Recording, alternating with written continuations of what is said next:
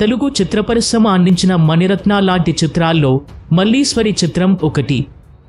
ఆ cinema shooting సమయంలో ఒక సీన్లో భానుమతి గారు హెయిర్ స్టైల్ మార్చుకుని వచ్చారట.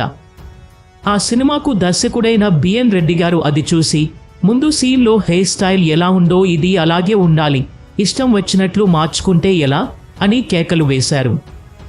సెట్లో అందరి ముందు ఆయన అలా కోప్పడటం చూసి భానుమతి గారు అలక వహించి మేకప్ రూమ్కి వెళ్ళిపోయారు. షూటింగ్ ఆగిపోయింది. పిలిస్తే ఆవిడ రావడం లేదు. హెయిర్ స్టైల్ ముందు సీన్లో ఉన్నట్టుగానే మార్చుకుని రమ్మంటున్నారని సహాయకులు చెప్పినా భానుమతి వినలేదు. ఆవిడ అక్కడ అలక, ఈయన ఇక్కడ ఆగ్రహం. ఇలా అయితే సినిమా ఎలా పూర్తవుతుంది? ఇంత డబ్బు ఖర్చు చేసి కరాఖండం తీయాలని తాపత్రయపడుతుంటే భానుమతి తను తప్పు చేసి అలవినం ఏమిటి? ఇలా అయితే పడుతున్న సమంత బూడిద పాలే పోతోందని తానే రాజీ పడ్డారు బిఎన్ రెడ్డి గారు. భానుమతిని ముందు సీనులో ఉన్నట్టుగానే హెయిర్ స్టైల్ చేసుకుని మర్నాడు రమ్మని మేనేజర్తో కబురు పంపారు.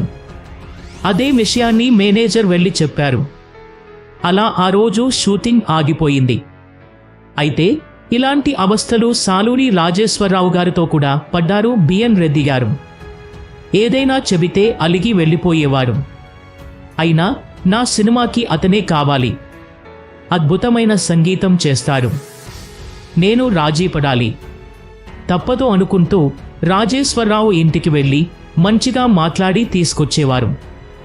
మల్లీశ్వరి సినిమాకు పనిచేసిన దేవులపల్లి కృష్ణశాస్త్రి, సాలూరి రాజేశ్వరరావు, భానుమతి వీళ్ళు ముగ్గురు మహానుభావులే. కానీ అవస్థలు పెట్టేవారు. వీళ్ళతో మల్లీశ్వరి సినిమా ఎలా తీశానో నాకే ఆశ్చర్యం వేస్తుంది అని అంటుండేవారు బిఎన్ రెడ్డి గారు. ఈ వీడియో కనుక మీకు నచ్చినట్టు అయితే లైక్ చేసి షేర్ చేయండి. అలాగే మీ అభిప్రాయాలను కామెంట్ రూపంలో తెలియచేయండి. ఇలాంటి మరిన్ని వీడియోస్ కోసం మన ఛానల్ను సబ్స్క్రైబ్ చేయండి.